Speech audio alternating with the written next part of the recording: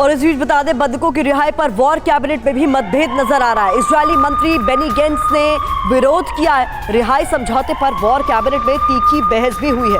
तो बता दें, सिनवार पर हमसे ज्यादा भरोसा क्यों, ये भी वॉर कैबिनेट में पूछा गया। ये फैसला हमें नुकसान पहुंचाएगा, ये भी कहा गया है। तो कुल मिलाकर समझौते पर वॉर कैबिनेट में साफ तौर पर तीखी बहस होती हुई नजर आ रही है।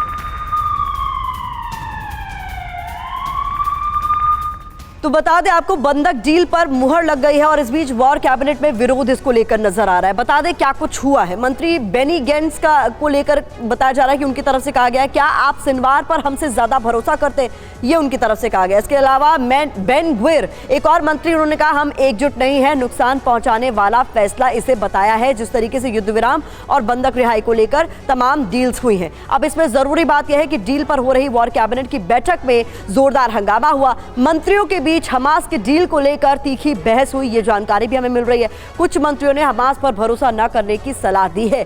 7 अक्टूबर के गुनहगारों को सजा देने की भी बात कही गई है। ऐसे में जरूरी हो जाता है इसको लेकर कुछ और अपडेट आप तक पहुंचाए और रुक कर लेते। तेल अवीव से हमारे संवाददाता विपिन चौबे का ज्यादा जानकारी के साथ जुड़ गए। विपिन, वॉर कैबिनेट में जो अभी तमाम डील्स हुई हैं उसको लेकर तीखी बहस हो रही है, यानी कहीं ना कहीं मतभेद साफ तौर पर उभर कर सामने आ रहा है। आगे क्या होता हुआ आप देख रहे हैं? देखिए, फिलहाल प्रतिमा फैसला लिया जा चुका है। हालांकि ये जरूर है कि कल शाम को जब आखिरी वॉर कैबिनेट बैठी और उसमें ये डिस्कशन किया गया कि हमें अब हमास के साथ समझौता करना चाहिए, क्योंकि दबाव देश में बढ़ता जा रहा है। आप जानिए कि मैं इस वक्त जहां हूं, चूंकि मैं डिफेंस बिल्डिंग के ठीक सामने खड़ा हूं और लोग, प्रोटेस्टर्स जो हैं वो मेन डिफेंस बिल्डिंग के सामने प्रोटेस्ट कर रहे हैं। बड़ी तादाद में, हजारों की तादाद में लोग राजधानी जेरूसलम पहुंच चुके हैं। और तो और अमेरिका का दबाव भी बढ़ता जा रहा है, क्योंकि 10 अमेरिकी नागरिक भी इन बंधकों में शामिल हैं। लिहाजा प्रधानमंत्री बेंजामिन नेतन्याहू 45वें दिन इस बात को मानने के लिए तैयार हुए कि हाँ ठीक है, हम 4 से 5 दिन का सीजफायर देंगे, 50 लोग उधर से छोड़े जाएंगे, 153 लोग इधर से छोड़े जाएंगे। लेकिन इस बात में थोड़ा सा मतभेद है कि हमें हमास पर क्या यकीन करना चाहिए।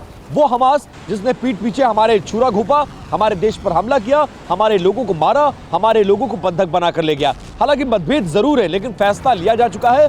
अब इस फैसले को पलटने की कोई उम्मीद नजर नहीं आ रही है। साफ तौर पर यह कह दिया गया है कि गुरुवार से संभवतः यह एप्लीकेबल हो जाएगा और दोनों तरफ से जो प्रक्रिया है उसको शुरू कर दिया जाएगा। कल रात ये बड़ा फैसला बंधकों की रिहाई पर और सीजफायर को लेकर लिया जा चुका है। बहुत शुक्रिया इस तमाम जानकारी के लिए विपिन, आप लगातार नजर बनाए रखें। इस बीच बड़ी खबर सामने आ रही है, जहां पर इजराइल का विध्वंसक defence system, arrow aerial defence system उतार दिया गया है। बता दें, हमास के हमले को रोकने की रणनीति के तहत यह फैसला लिया गया। हवा में ही मिसाइल को तबाह कर देता है ये डिफेंस सिस्टम। तस्वीरें आपके सामने हैं। एरो एरियल डिफेंस सिस्टम को उतार दिया गया है। हमास लगातार क्योंकि इजराइल पर हमले कर रहा है, ऐसे में माना यह जा रहा है कि हमास के हमले को रोकने की रणनीति के तहत इसे मैदान में उतार दिया गया।